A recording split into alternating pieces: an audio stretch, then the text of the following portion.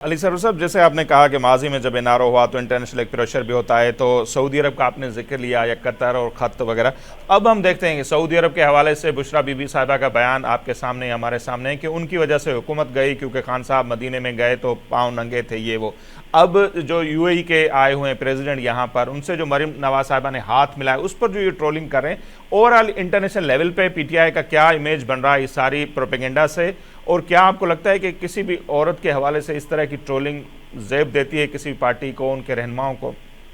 देखिए, ये सिर्फ लेकिन इसमें एक बात बड़ी अहम है कि ज़ाहिर ये प्रोपेगेंडा जो मरीम के हवाले से हो रहा है, मरीम नवाज साहिबा के हवाले से, वो भी गलत है। लेकिन ये आगाज कुछ लोग कहते हैं कि जी पीटीआई जब से आई है और उन्होंने अखलाकियात की धज्जियां उड़ा दी, ऐसा नहीं है।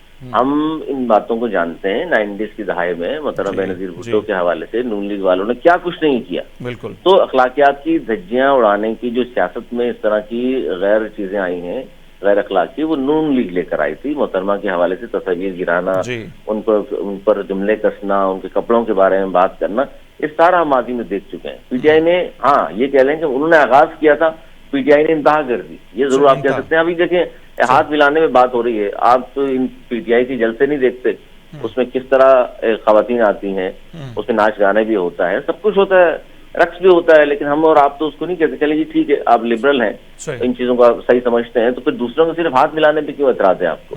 और बुशरा बीबी, जाहिर है बुशरा बीबी किसी की कोई भी खातून हो, हम तो बात नहीं करते कि माजी में क्या कुछ करती रही हैं, लेकिन ये आपस में एक दूसरे की जिस तरह बात करते हैं, इसमें आने वाली नस्लें, जो आज का जो नौजवान है, बच्चा है, वो देखता है इन तमाम चीजों को, जिस सियासत किस नहज पर ये लोग ले आए हैं। जैसा मैंने कहा कि नून लीग ने आगाज किया था, इन्होंने इंतहा कर दी है इन तमाम चीजों को। अब मरीम बीबी को हाथ मिलाने में बात हो रही है। जब इस सतह पर होते हैं तो वहाँ हाथ भी मिलाए जाते हैं, बैठते भी हैं, बात भी होती है। वो फिर हमें शामिल कुरैशी साहब और हिलरी क्लिंटन की तस्वीर भी मालूम है कि वो भी जी, वो तो हाथ मिला रहे हैं, वो सर से सर मिलाए हुए थे उन्होंने।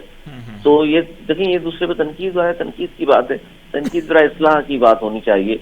जिस तरह इस जमाने में मिसाक जमहूरियत हुआ था, तमाम सियासी जमातों को बैठकर इस तरह का कोई अमली काम करना चाहिए, बिलखुसूस उसमें मौलाना साहब को शामिल करके, फिर ही कोई राह निकलेगी। वरना ये सियासी अदम इस्तेहकाम जो है, ये इसी तरह बरकरार रहेगा और हम और आप बात करते रहेंगे कि सियासी अदम इस्तेहकाम का शिकार है पाकिस्तान, तो माशी इस्तेहकाम किस तरह आ सकता है? तो इसमें बैठना तो पड़ेगा।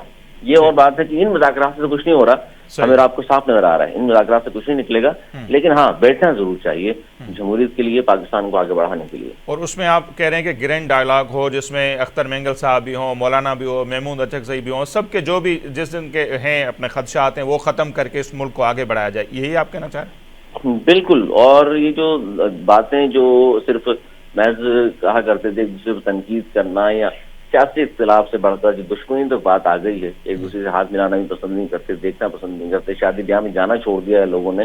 ये तभी दोबारा पहले वाला कल्चर आएगा पाकिस्तान को आगे बढ़ाने के लिए कि इन तमाम चीज़ों को भूलना होगा और पाकिस्तान के लिए, मुल्क के वसीतर मफाद के लिए इन तमाम चीज़ों को छोड़ें। देखिए, अपनी अनाओं से बाहर निकलेंगे तो पाकिस्तान तरक्की भी करेगा, आगे भी बढ़ेगा, क्योंकि जाहिर है खत्ते में बहुत सारी तब्दीलियां हो रही हैं। उसमें सबको एक पैगाम जाना चाहिए दुनिया में।